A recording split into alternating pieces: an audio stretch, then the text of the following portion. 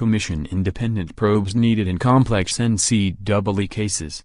Raleigh, on CAP, the Commission on College Basketball sees a broken NCAA enforcement process for handling complex, high-stakes cases. And that's why a prompt radical transformation appeared among its reform proposals Wednesday amid a federal corruption investigation into the sport. The commission, led by former Secretary of State Condoleezza Rice, recommends creating a two-track system that outsources top-tier cases for independent professional investigation and resolution, strengthening penalties as deterrents, and clarifying the NCAA's role in policing academic issues. In an interview with the Associated Press, Rice said the current system built around peer participation from member schools works in most cases. But it's those major multi-year cases, she said, where the NCAA gets outgunned, people start lawyering up, they stop cooperating. And the NCAA is left in a situation where it has responsibility but it doesn't have authority, she said.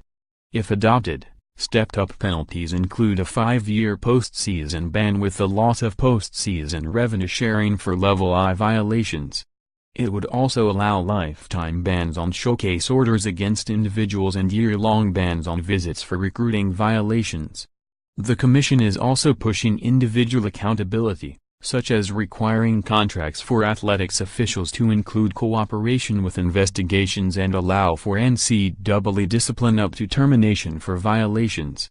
Meanwhile, college presidents, athletics directors and coaches would certify they have conducted annual due diligence to ensure rules compliance.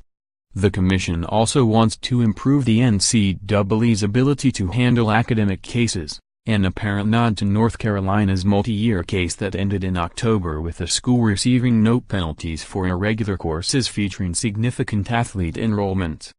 The infractions panel couldn't conclude there were violations because bylaws leave it to the schools themselves to determine academic fraud. UNC had argued the courses were legitimate, though easy, and benefited non-athletes, too. The rules must be amended to allow the NCAA to address all academic fraud and cheating to the extent it is used to corrupt athletic eligibility, the report states. Member institutions should not be able to shield academic fraud to ensure athletic eligibility by extending that fraud to the entire student body. WHYIT could work, while lower-profile cases would continue in the current system. The complex case structure would essentially replace volunteers with paid professionals such as lawyers, arbitrators or retired judges serving for 5 years and using arbitration rules in a more efficient and effective operation that avoids allowing cases to drag on for years. WHYIT wouldn't work. The commission recommends a start-fresh approach that ignores case precedent to assess penalties with deterrence in mind, which would create uncertainty. There's the question of whether member schools will approve heavy penalties such as 5-year postseason bans or forfeited revenue sharing, as well as contractual provisions allowing NCAA discipline to include the termination of officials for violations. And will schools reach agreement on more NCAA academic authority when they have long rejected anything approaching the governing body evaluating the rigor of courses? WHYIT's key to the scandal. Any broad effort to update rules such as agent conduct will require an enforcement system better equipped to handle complex and long-running cases. _App College sports writer Ralph D. Russo in Indianapolis contributed to this report.